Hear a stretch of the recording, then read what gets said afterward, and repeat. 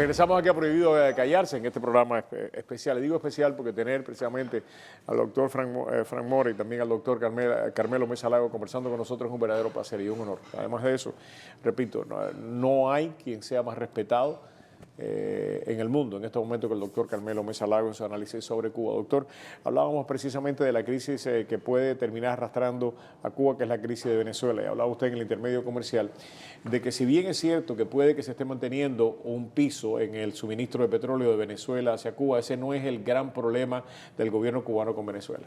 Claro, el gran problema es que la fuente fundamental de divisas de Cuba es la venta de servicios profesionales, más que nada médicos, a Venezuela. Y estamos hablando de alrededor de 8.000 millones de dólares. Doctor, esa cifra es la primera vez que yo la escucho. He escuchado 4 o 5 mil dólares. No, incluso fue publicada en Cuba. ¿En Cuba? En Cuba fue publicada. No me acuerdo si fue Marmierca o si fue Marino Murillo, pero uno de los dos se publicó en Cuba. Y además eso se puede ver cuando uno, porque Cuba publica la exportación de servicios.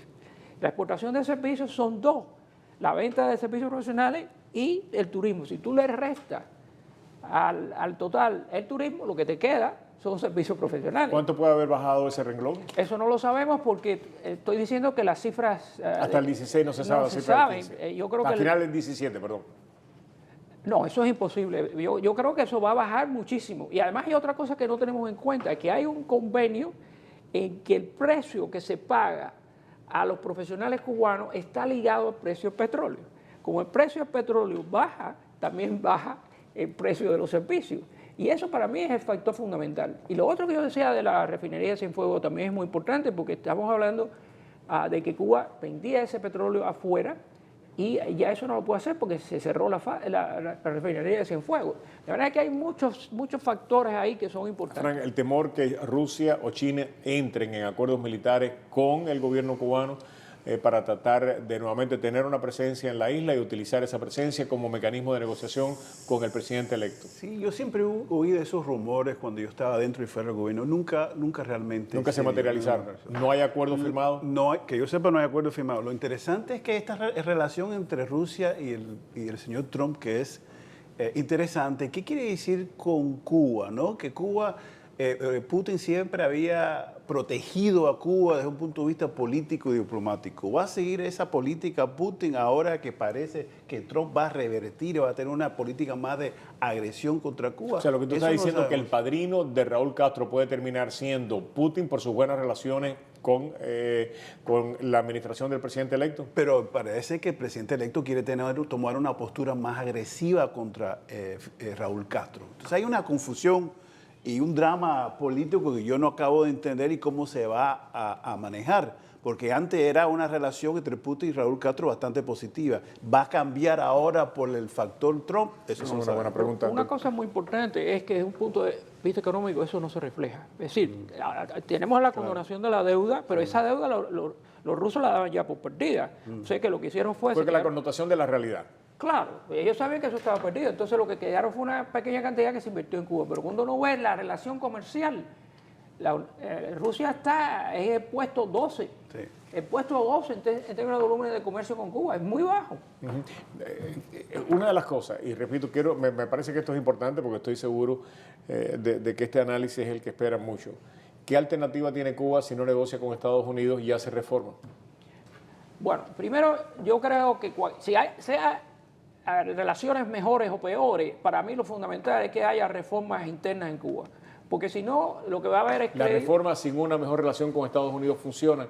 ¿O las reformas tienen que estar... Yo creo que las reformas pueden funcionar por sí mismas. Si Cuba independientemente de su relación con Estados Unidos. Claro que la relación con los Estados Unidos ayudaría mucho, pero si me das a escoger entre las dos cosas, te digo que la reforma es más importante. Si hay buena relación con los Estados Unidos, pero no se hace reforma interna profunda, la economía no va a salir de donde está. Y si se hace reforma, pero no mejora la relación con Estados Unidos, ¿pueden sobrevivir? Bueno, los chinos y los vietnamitas hicieron una reforma agraria, eran unos países de hambrunas periódicas, llegaron a ser autosuficientes en alimentos y ahora exportan.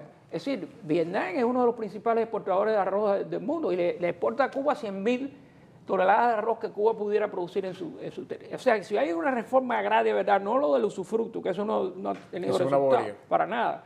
Ellos pueden mejorar el suministro interno y eventualmente la economía. ¿Lo van a hacer? No debemos de subestimar, lamentablemente, pero no debemos subestimar la capacidad del gobierno cubano de sobrevivir crisis, ¿no? Lo vimos durante el periodo especial y sobrevivió. Pero dicen que eso era porque estaba Fidel Castro, que con la ausencia de Fidel Castro. ¿Y por qué? ¿Qué cambia con la ausencia de Fidel Castro? ¿Qué es el factor Fidel Castro en todo esto, no? Van a tener dificultades, como acaba de decir Carmelo, pero no debemos pensar de que poniéndole un poco de más presión, el gobierno se va a caer mañana. No debemos de subestimar ¿Hay posibilidad de crisis migratorias con Cuba, Frank? Siempre existe esa posibilidad, manejada por el gobierno o no manejada por el Hay gobierno algunos cubano. que dicen Raúl Castro nunca se atrevería a hacerle esto a Trump porque Trump consideraría esto como un acto de guerra y pudiera desencadenar pues un conflicto mucho más serio. ¿En algún momento ustedes contemplaron,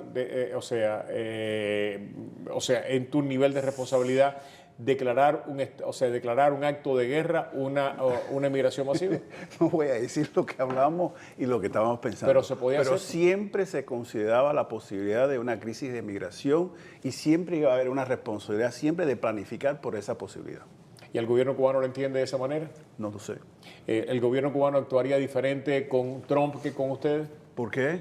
Si han actuado de esa manera con Ronald Reagan, con Bill Clinton, con George W. Bush y con Barack Obama, yo creo que ellos ven... Con Jimmy Carter. Jimmy Carter. Así que yo no creo que esa distinción de quién esté en la Casa Blanca es importante. Yo creo que hay una especie de trade-off o disyuntiva, y es que el gobierno, si hay una crisis económica, si esa crisis económica se acelera, ellos van a tener un problema y siempre cuando ha habido esa situación, sueltan para que abran. Entonces ahí está el conflicto. Ahí por un lado tenemos que dejar escapar a esa gente para bajar la tensión, pero por otro lado no sabemos cómo va a actuar el gobierno de los Estados Unidos. Regresamos en solamente unos segundos aquí en Prohibido Callarse en este programa tan especial.